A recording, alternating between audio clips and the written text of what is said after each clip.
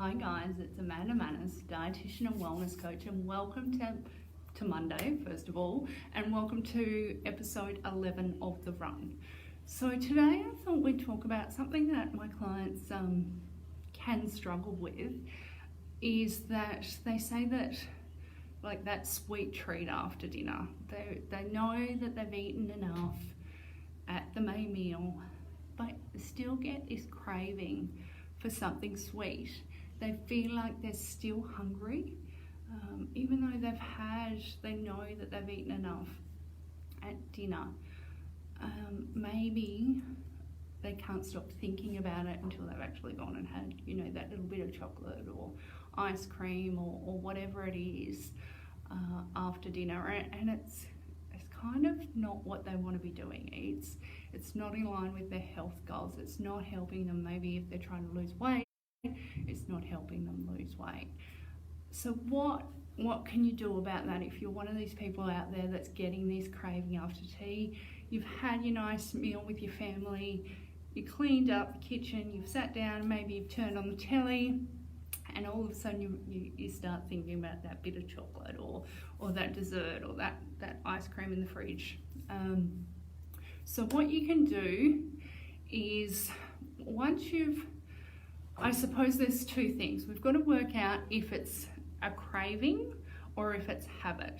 So if you're eating after dinner just because it's something that you like to do, then that's not a problem at all. If it's not, if you're not actively trying to lose weight, or you're maintaining your weight fine, or your blood sugar levels are fine, or whatever it is for you, then eating after dinner is not necessarily a problem. But it becomes a problem when that's, when it's a true craving. So you've got the telly on, you've had your nice meal, and all of a sudden this chocolate just keeps popping into your head. So what is happening first there is that when we eat carbohydrate foods, not saying that these are bad, just going through the process. So when we eat carbs, the first thing that, as soon as they hit our mouth, our body starts to release insulin. Now that insulin goes into the bloodstream.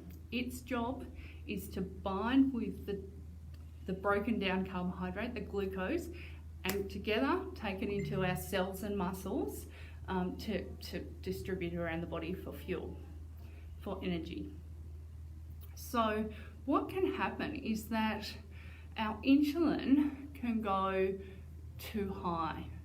Not all the time, but sometimes if we've eaten too much carb in the meal, your insulin will stay up even though you've got the carb, your blood sugars are normal, you're not a diabetic or anything like that, but they can just spike a little bit depending on the amount and the type of carbohydrate you've eaten.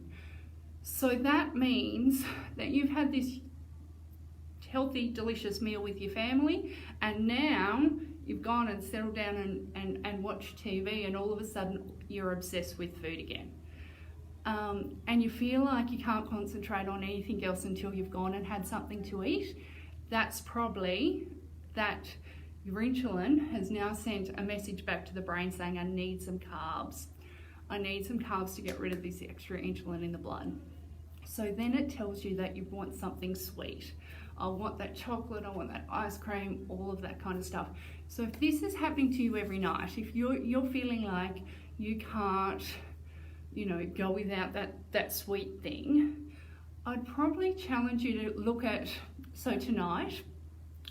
your meal, don't change a thing, have what you usually have, and think about what's happening to that response after. If you do get hungry or think about this treat, think about, well, do I actually really want it, or do I feel like I need it? So if it's that feeling of need, if it's feeling like you just need to keep, like you need something, then it's probably that your insulin's popped up a bit high. So then what I want you to do is, next time you have the exact same meal again, I want you to look at how much carb was in it and see if you can just reduce that down a little bit.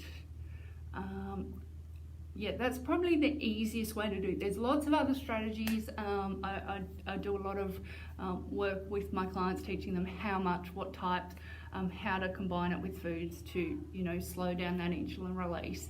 But just that very simple thing is having a look at how much carb was on your plate and just reducing it down a little bit to see if that makes a difference.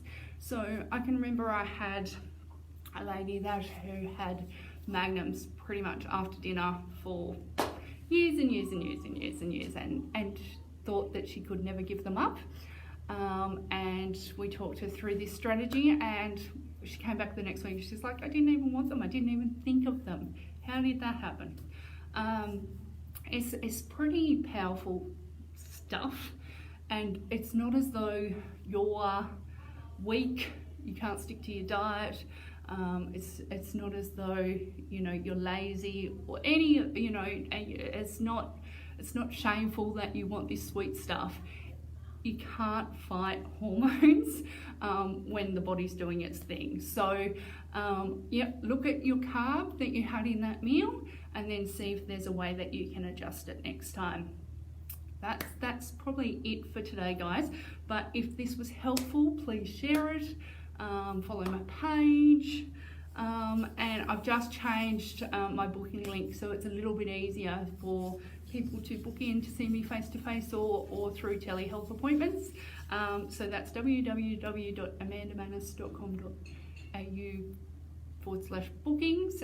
But once you're on my website, you can check out my upcoming programs and things like that. That's it. Thanks, guys. Bye. Finish.